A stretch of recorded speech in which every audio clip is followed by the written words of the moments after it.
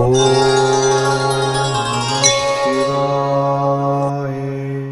வணக்கம் நேயர்களே, spiritual TV நேயர்களுக்கு லக்ஷ்மி நாராயண அன்பு வணக்கங்கள். இப்போ நம்ம பார்க்க போகிறது வார ராசி பலன் 25ஆம் தேதியிலேருந்து 31ஆம் தேதி வரை எப்படி இருக்க போதான்னு பார்க்க போகிறோம். எப்போதுமே சொல்கிறதாங்க, லக்னத்துக்கு பாருங்கள்.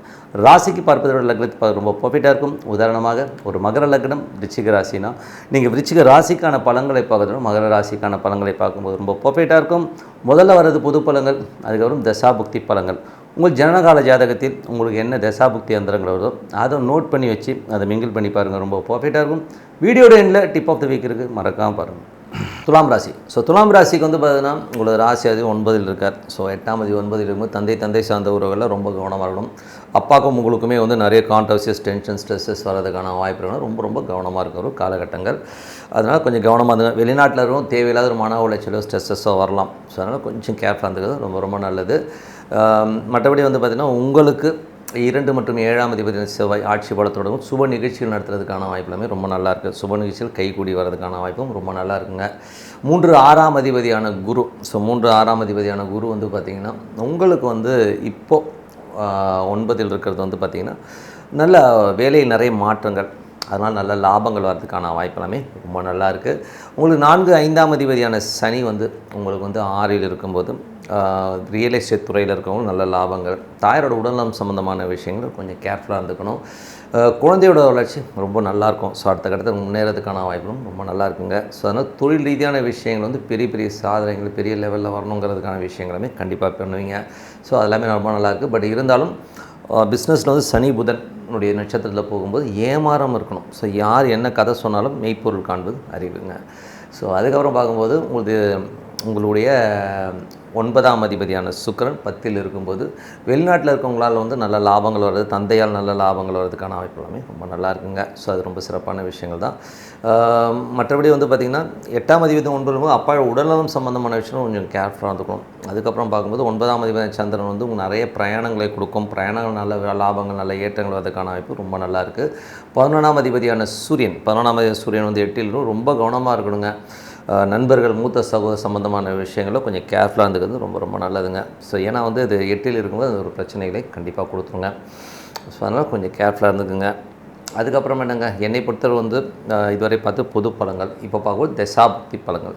தசாபுக்தி பலன்கள் பார்த்திங்கன்னா துலா லக்னமாக சூரியன் தேசாவும், சூரியன் 11ஆம் அதிபதி 8ல் இருக்கும்போது மூத்த சகோதரர், நண்பர்கள் சம்மந்தமான விஷயம் ரொம்ப கேர்ஃபுல்லாக இருக்கணும். ஏதாவது பார்ட்டி கிட்டி போகிறீங்கன்னா கொஞ்சம் கேர்ஃபுல்லாக இருந்துக்குங்க. துலா லக்னம் சந்திர தசாபதி. சந்திரன் பார்த்திங்கன்னா உங்களுக்கு 10ஆம் அதிபதி. 10ஆம் அதிபதி நிறைய பிரயாணங்கள், தொழில் ரீதியான விஷயங்கள், நிறைய பிரயாணங்கள், பெரிய அச்சீவ்மெண்ட் பண்ணுங்கிற வேறு எல்லாமே ரொம்ப அற்புதமாக இருக்குது. அது ஒரு நல்ல விஷயங்கள் தான். அதுக்கப்புறம் பார்க்கும்போது துலா லக்னமாக செவ்வாய் தசாபதி இருந்தாலும் செவ்வாய் 2 7ஆம் அதிபதி 7 ஆட்சி பலத்தோடு இருக்கும்போது சுப நிகழ்ச்சிகள் சம்மந்தமான விஷயம் நடைபெறும்.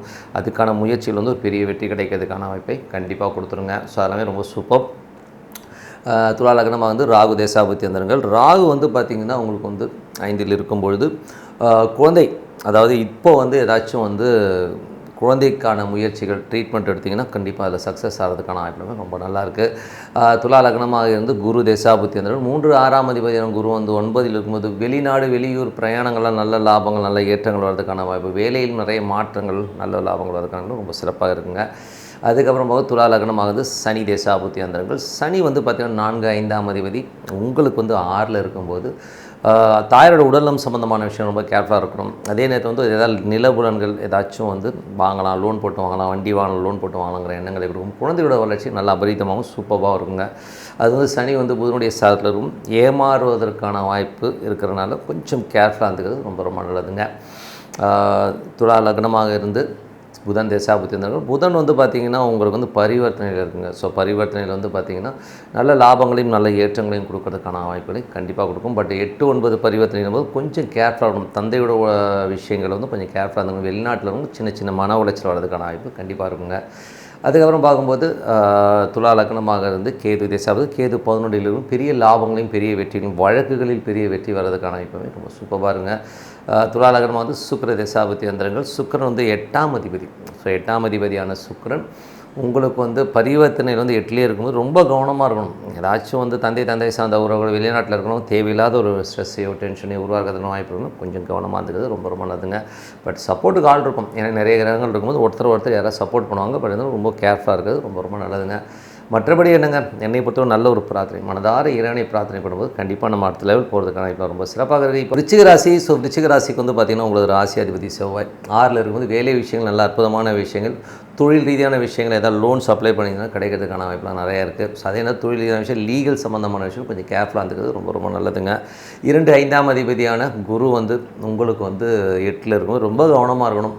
ஏன்னா குழந்தைகள் கொஞ்சம் எதிர்த்து பேசுறது, குடும்பத்தில் தேவையில்லாத வாக்குவாதங்கள் அதுக்கான வாய்ப்புகள் ரொம்ப கவனமாக இருந்துக்கிறது ரொம்ப ரொம்ப நல்லது. 3 4ஆம் அதிபதியான சனி 5ல் இருக்கும்போது ஆன்மீக பயணங்கள், ஆன்மீக சுற்றுலா போகிறதுக்கான வாய்ப்புகள் நிறைய இருக்கும். அதே நேரத்தில் அது புதனுடைய சாரத்தில் இருக்கும்போது கொஞ்சம் கவனமாக வீடு விற்பனை, சொத்து சம்மந்தமான விஷயங்கள்லாம் ஹேண்டில் பண்ணவும், உங்களை மற்றவங்க ஏமாத்துறதுக்கான வாய்ப்பு இருக்கிறனால ரொம்ப ரொம்ப கவனமாக இருக்கின்ற ஒரு காலகட்டம். கொஞ்சம் கவனமாக இருங்க. இந்த வண்டி வாகனம்லாம் சர்வீஸ் விட்டிங்கன்னா மெக்கானிக்குங்களோ யாரையோ உங்களோ ஏமாத்துறதுக்கான வாய்ப்பும் நிறைய இருக்குது. ஸோ அதனால் வந்து அது கொஞ்சம் கவனமாக இருக்குங்க. அதுக்கப்புறம் பார்க்கும்போது உங்களுக்கு 6ஆம் அதிபதி செவ்வாய் உங்களுக்கு ஆட்சி பலத்தோடு இருக்கும்போது வேலையில் நல்ல ஏற்றங்கள், நல்ல லாபங்கள் இருக்கும். உடல் ரீதியான விஷயம் கொஞ்சம் சோர்வாக இருக்கும். அதனால் கொஞ்சம் நல்லா ஒரு ரெஸ்ட் எடுத்துக்கிறது ரொம்ப ரொம்ப நல்லது. 7ஆம் அதிபதியான சுக்கிரன் வந்து பார்த்திங்கன்னா பரிவர்த்தனையில் 7 8 போது கணவன் மனைவிக்கு தேவையில்லாத சந்தேகங்கள், தேவையில்லாத ஒரு வாக்குவாதங்களை கொடுக்கும். அதனால் கொஞ்சம் கேர்ஃபுல்லாக ஹேண்டில் பண்ணுறது ரொம்ப ரொம்ப நல்லதுங்க. அதுக்கப்புறம் பார்க்கும்போது உங்களுக்கு 10ஆம் அதிபதி, ஸோ இப்போ தொழில் ரீதியான விஷயங்கள் வந்து பார்த்திங்கன்னா 10ஆம் அதிபதியான சந்திரன் வந்து பெரிய லாபங்களையும் நல்ல ஏற்றங்களை கொடுக்கும். திங்கள் செவ்வாயில் நடக்காத ஒரு விஷயம் திடீர்னு நடந்து ஒரு பெரிய லாபங்களை கொடுக்கறதுக்கான வாய்ப்பும் சிறப்பாக இருக்குங்க. வெளிநாடு வெளி மாநிலங்களில் இருக்கிறவங்களும் பெரிய லாபங்களை கண்டிப்பாக கொடுத்துரும். அதுக்கப்புறம் பார்க்கும்போது உங்களுடைய 10ஆம் அதிபதியான சூரியன், 10ஆம் அதிபதி சூரியன் வந்து உங்களுக்கு 7ல் இருக்கும்போது நல்ல ஒரு பெரிய மாற்றங்களையும் பெரிய வெற்றியும் கொடுக்கறதுனால தொழில் ரீதியான விஷயங்களும் பெரிய லாபங்களை கொடுக்கறதுனால வாய்ப்பு ரொம்ப நல்லா இருக்குது. 11ஆம் அதிபதியான புதன் வந்து பார்த்திங்கன்னா உங்களுக்கு என்ன மாதிரி விஷயங்களை கொடுப்பாரும்போது 11ஆம் அதிபதி புதன் வந்து உங்களுக்கு இப்போ வந்து பரிவர்த்தனை வந்து 8லேயே இருக்கும்போது கொஞ்சம் கவனமாக இருக்கணும். நண்பர்கள், மூத்த சம்பந்தமான விஷயங்களில் வந்து ரொம்ப கவனமாக இருக்கணும். பெண்கள் சம்பந்தமான விஷயங்களெல்லாம் வந்து கொஞ்சம் கேர்ஃபுல்லாக இருக்கணும். கணவன் மனைவிக்கு நோட்டில் தேவையில்லாத ஒரு தர்க்கங்கள், சந்தேகங்களை ஏற்படுத்துறதுக்கான வாய்ப்பு கொஞ்சம் கவனமாக இருந்துக்கிறது ரொம்ப ரொம்ப நல்லதுங்க. ஸோ மற்றபடி என்னை பொறுத்தவரை வந்து பார்த்திங்கன்னா ஒரு நல்ல ஒரு பிரார்த்தனை. ஸோ நல்ல ஒரு பிரார்த்தனைங்கிறது வந்து பார்த்திங்கன்னா என்ன மாதிரி இருக்குன்னா, டெய்லி ஒரு பர்டிகுலர் டைம் வச்சு நம்ம பிரார்த்தனை பண்ணுறது ரொம்ப ரொம்ப நல்லது. ஸோ இதுவரை பார்த்து பொது பலன்கள், இப்போ பார்க்க தசாபதி பலன்கள். விருச்சிக லக்னமாக வந்து சூரிய தசாபதி வந்து சூரியன் வந்து 10ஆம் அதிபதி உங்களுக்கு வந்து பார்த்திங்கன்னா 7ல் இருக்கும். தொழில் பெரிய ஏற்றங்கள், பெரிய வெற்றிகள் கிடைக்கிறதுக்கான வாய்ப்புகள் ரொம்ப நல்லாயிருக்கு. விருச்சிக லக்னமாக வந்து சந்திர தசாபதி அந்தரங்கள். சந்திரன் வந்து பார்த்திங்கன்னா நல்ல சிறப்பான மாற்றங்கள், நல்ல ஏற்றங்களை கொடுக்கறதுக்கான வாய்ப்பு, பெரிய லாபங்களை கொடுக்கறதுக்கான வாய்ப்பு ரொம்ப நல்லா இருக்குங்க. வெளிநாடு வெளி மாநிலங்களுக்கும் நல்ல லாபங்களை கண்டிப்பாக கொடுத்துரும். விருச்சிக லக்னமாக வந்து செவ்வாய் தசாபுத்தி அந்தரங்கள். செவ்வாய் வந்து 6ல் ஆட்சி பலத்தோடு இருக்கும்போது நிறைய பிரயாணங்கள், வேலையில் நல்ல லாபங்கள் வர்றதுக்கான வாய்ப்புகள் ரொம்ப நல்லா இருக்குங்க. அதே நேரத்தில் வந்து பார்த்திங்கன்னா வேலையில் வந்து கொஞ்சம் நெருக்கடிகள், கொஞ்சம் ப்ரெஷர்ஸ் கொஞ்சம் ஜாஸ்தி இருக்கிறதுக்கான வாய்ப்பும் நிறைய இருக்குங்க. ஸோ தொழில் வந்து பார்த்திங்கன்னா உங்களுக்கு ஏதாவது லோன்ஸ் அப்ளை பண்ணிங்கன்னா கண்டிப்பாக கிடைக்கிறதுக்கான வாய்ப்பும் ரொம்ப நல்லாயிருக்கு. விருச்சிக லக்னமாக வந்து ராகு தசாபதி. ராகு வந்து பார்த்திங்கன்னா உங்களுக்கு வந்து 4ல் இருக்காருங்க. ஸோ 4ல் ராகு கொஞ்சம் அம்மா எமோஷனாக பேசுகிற மாதிரி ஃபீலை கண்டிப்பாக ஏற்படுத்தும். தாயோட உடல்நலம் சம்மந்தமான விஷயம் கொஞ்சம் கேர் எடுத்துக்கிறது ரொம்ப ரொம்ப நல்லது. அதுக்கப்புறம் பார்க்கும் விருச்சிக லக்னமாக இருந்து குரு தசாபுத்தி அந்தரங்கள். குரு வந்து பார்த்திங்கன்னா உங்களுக்கு வந்து 8ல் இருக்கார். ஸோ நிலபுலன்கள், சொத்துக்கள் சம்மந்தமான விஷயங்கள், தாயார் சம்மந்தமான விஷயம் கொஞ்சம் கேர்ஃபுல்லாக இருந்துக்கணும். வீட்டில் பேசும்போது கூட ஏதாவது ஏடாவிடமாக பேசி அதனால் ஒரு பிரச்சனை வர்றதுக்கான வாய்ப்பு ரொம்ப ரொம்ப கவனமாக இருந்துக்கிறது. ஃபினான்ஸ் சம்மந்தமான விஷயம் கொஞ்சம் கவனமாக இருந்துக்கிறது ரொம்ப ரொம்ப நல்லதுங்க. விருச்சிக லக்னமாக வந்து சனி தசாபதிங்க. சனி வந்து 3 4ஆம் அதிபதி 5ல் இருக்கும்போது நல்ல ஏற்றங்கள், நல்ல லாபங்கள், உங்கள் முயற்சியில் ஒரு பெரிய வெற்றி கிடைக்கிறதுக்கான வாய்ப்பும் ரொம்ப சூப்பராக இருங்க. அதே நேரத்தில் வந்து பார்த்திங்கன்னா சனி புதனுடைய சாரத்தில் இருக்கும்போது பெரிய வெற்றிகள் வர மாதிரி இருக்கும். ஆனால் மற்றவங்க நம்மளை ஏமாத்துறதுக்கான சூழ்நிலை நிறைய இருக்கிறனால, ஏன்னா என்றைக்குமே இந்த சனி புதன் காம்பினேஷன்ஸ் இருக்கும்போது அது மற்றவங்களை ஏமாற்றிடுவாங்க நம்மளை. ஸோ அதனால் கொஞ்சம் கேர்ஃபுல்லாக இருந்துக்கிறது ரொம்ப ரொம்ப நல்லது. குழந்தைகளே கூட நம்மளை ஏமாத்துறதுக்கான வாய்ப்பு ரொம்ப ரொம்ப கவனமாக இருக்கணும். பிஸ்னஸாக இருக்கட்டும், எந்த ரூபத்தில் நம்மளை ஏமாற்றவும் தெரியாது, கொஞ்சம் கேர்ஃபுல்லாக இருந்துக்குங்க. விருச்சிக லக்னமாக இருந்து கேது தசாபதி. கேது வந்து 9ல் இருக்கும்போது 10ல் இருக்கும்போது தொழில் ரீதியான விஷயங்களில் கொஞ்சம் கடன்கள் வாங்குறது, கொஞ்சம் வந்து ஒரு ப்ரெஷர் இருக்கிற மாதிரி ஃபீலை கண்டிப்பாக இருக்கும். விநாயகர் வழிபாடு சிறப்பான தீர்வாக அமைங்க. ஸோ அதுக்கப்புறம் விருச்சிக லக்னம் வந்து சுக்கிர தசாபதினா, சுக்கிரன் வந்து உங்களுக்கு 7ஆம் அதிபதி பரிவர்த்தனை 7லேயே இருக்கும்போது நல்ல ஏற்றங்கள், நல்ல லாபங்கள் வரதுக்கான எல்லாமே ரொம்ப நல்லாயிருக்கு. ஸோ தொழில் ரீதியான விஷயங்கள் வந்து பெரிய மாற்றங்கள், பெரிய ஒரு அலைச்சல்கள் இருந்தாலும் பெரிய வெற்றி கிடைக்கிறதுக்கான வாய்ப்பை கண்டிப்பாக கொடுக்குங்க. மற்றபடி என்னை பொறுத்தவரை நல்ல ஒரு பிரார்த்தனை, மனதார இறைவனை பிரார்த்தனை மூலம் கண்டிப்பாக நம்ம அடுத்த லெவல் போகிறதுக்கான இப்போ ரொம்ப சிறப்பாக இருக்குது. தனுசு ராசி. ஸோ தனுசு ராசிக்கு வந்து பார்த்திங்கன்னா உங்களுக்கு ராசி அதிபதி குரு. ஸோ குரு வந்து பார்த்திங்கன்னா உங்களுக்கு வந்து 1 4ஆம் அதிபதி 7ல் இருக்கும்போது தாயார் சம்மந்தமான விஷயம், சிறப்பான விஷயங்கள்லாம் நடக்கும். அதே மாதிரி திருமணம் கைகூடி வருவதற்கான வாய்ப்புகள் நல்லாவே இருக்குது. ஸோ அதை வந்து இதுவரை திருமணம் ஆகாதவர்கள் இப்போது உங்களுக்கு வந்து அந்த வாய்ப்புகள் வரும், கரெக்டாக யூட்டிலைஸ் பண்ணிக்கோங்க. அதுக்கப்புறம் 2 3ஆம் அதிபதியான சனி வந்து 4ல் இருக்கும்போது பழைய சொத்துக்கள் விற்பனை, பழைய வண்டி விற்று புதிய வண்டி வாங்குறதுக்கான யோகங்களை கண்டிப்பாக கொடுத்துரும். மற்றபடி வந்து தாயாரோட உடல்நலம் சம்மந்தமான விஷயம் கொஞ்சம் கேர்ஃபுல்லாக பார்த்துக்கணும். ஏன்னா வந்து கொஞ்சம் வந்து ஏதாச்சும் உடம்பு ரீதியான விஷயம் கொஞ்சம் செலவு பண்ணுறமான விஷயங்களை கண்டிப்பாக கொடுக்கும். 4ஆம் அதிபதி 7ல் இருக்கும்போது ரியல் எஸ்டேட், வண்டி வாகனம் விற்பனை சம்மந்தமான விஷயம் பெரிய லாபங்களை கொடுக்கறதுக்கான அமைப்பு ரொம்ப நல்லாயிருக்கு.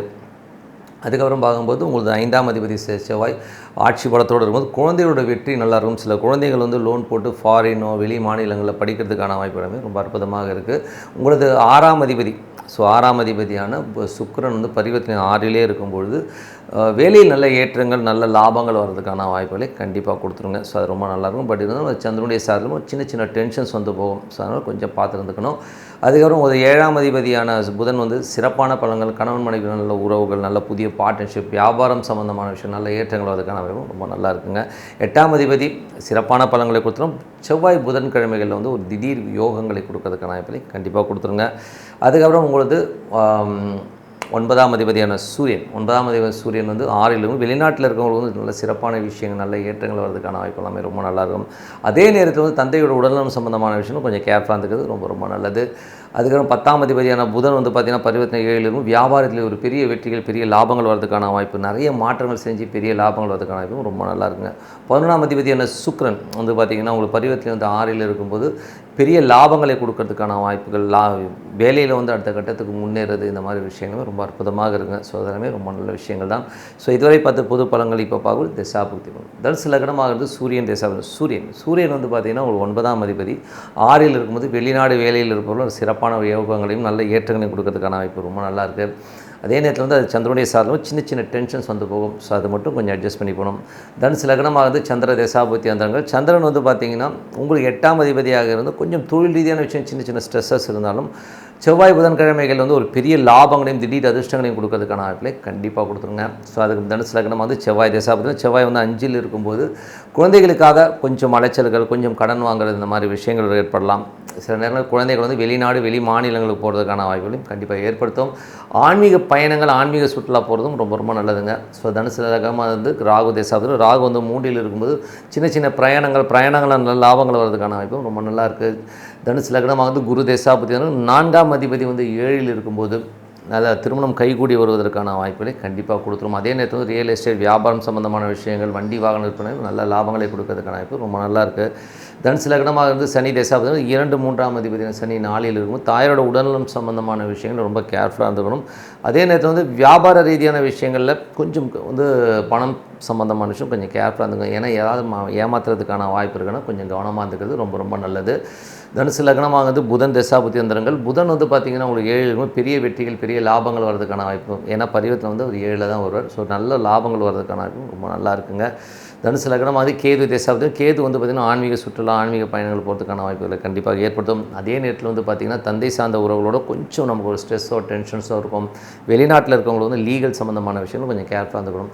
தனுசு லக்னமாக வந்து சுக்கிர தசாபுத்தி. சுக்கிரன் வந்து பார்த்திங்கன்னா உங்களுக்கு வந்து பரிவர்த்தனை வந்து 6ல் தான் இருக்கா. ஸோ வேலையில் நல்ல ஏற்றங்கள், நல்ல லாபங்கள் வரதுக்கான வாய்ப்பு, கேட்ட லோன் சேங்ஷன் ஆகி வரதுக்கான வாய்ப்பு ரொம்ப சிறப்பாக இருக்குது. ஸோ என்னை பொறுத்தவரை என்னங்க, நல்ல ஒரு பிரார்த்தனை டெய்லி வந்து ஒரு பர்டிகுலர் டைம் ஃபிக்ஸ் பண்ணிவிட்டு பிரார்த்தனை பண்ணும்போது கண்டிப்பாக நம்ம அடுத்த லெவலில் போகிறதுக்கான வாய்ப்பு ரொம்ப சிறப்பாக இருக்குது. Tip of the week. So tip of the வீக்கில் வந்து பார்த்திங்கன்னா என்ன செஞ்சால் நம்ம வாழ்வில் சந்தோஷமாகவும் அற்புதமான ஒரு வசதியான வாழ்க்கையாக வாழ முடியுங்கிறது தான் பற்றி பேச போகிறோம். ஸோ இதுக்கு எல்லோருக்குமே ஒரு பேசிக்கான விஷயங்க.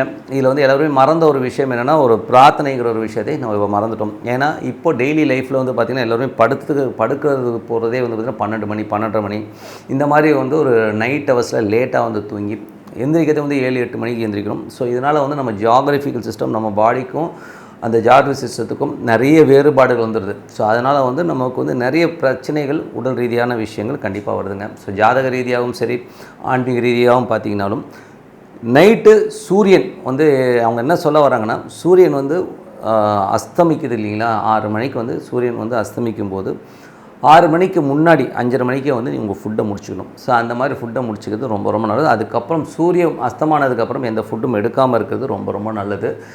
அதே மாதிரி வந்து பார்த்திங்கன்னா காலையில் வந்து பார்த்திங்கன்னா ஒரு விடியகாலில் அட்லீஸ்ட் கொஞ்சம் குறைஞ்சபட்சம் ஒரு 5 மணிக்காச்சும் எழுந்து நீங்கள் குளிக்கலைன்னா கூட பரவாயில்ல சாமி, வாய் கொப்பளிச்சுட்டு மூஞ்ச கழுவிட்டு இறைவனை மனதார துதிங்க. ஒரு விளக்கோ இல்லை ஒரு ஊதுபத்தியை ஏற்றிட்டு உங்களுக்கு பிடிச்ச சாமி எதுவோ அதை மனதார நீங்கள் பிரார்த்தனை பண்ணுங்கள். கண்டிப்பாக நம்ம அடுத்த லெவல் போகிறதுக்கு கண்டிப்பாக அது ஒரு பெரிய ஒரு வெற்றியை கொடுக்கும்.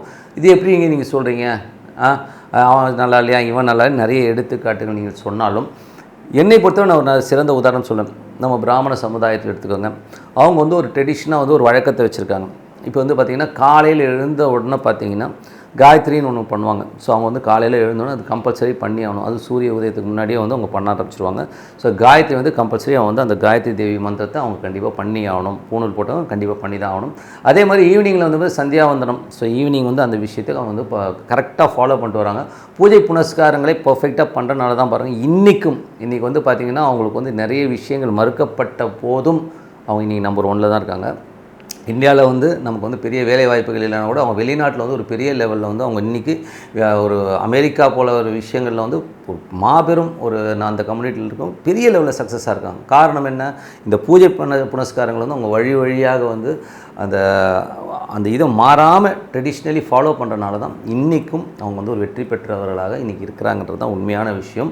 அதனால் நம்மளும் அதை ஃபாலோ பண்ணோம். ஏன்னா இன்றைக்கி நீங்கள் போட்டு ஒரு விதையை போட்டு நீங்கள் ஒரு பழக்கத்தில் கொண்டு வந்தீங்கன்னா தான் அடுத்த ஜென்ரேஷனுக்கு இதை கொண்டு வர முடியும். இல்லைன்னு வைங்களேன், இவன் நைட்டு 1 மணிக்கு பிரியாணி சாப்பிட போயிடுவான். ஸோ நைட்டு 1 மணிக்கு பிரியாணி சாப்பிட்லாம், 10 மணிக்கு தண்ணி அடிக்கலான்னு போனான்னா கண்டிப்பாக உடல் ரீதியாகவும் மன ரீதியாகவும் நிறைய பிரச்சனைகள் காணாமல் நம்ம அடுத்த நாள் வேலையை ஒழுங்காக பண்ணாமல் ஏகப்பட்ட பிரச்சனைகள் நம்ம லாக் ஆகிடுவோன்றது தான் உண்மையான விஷயம்.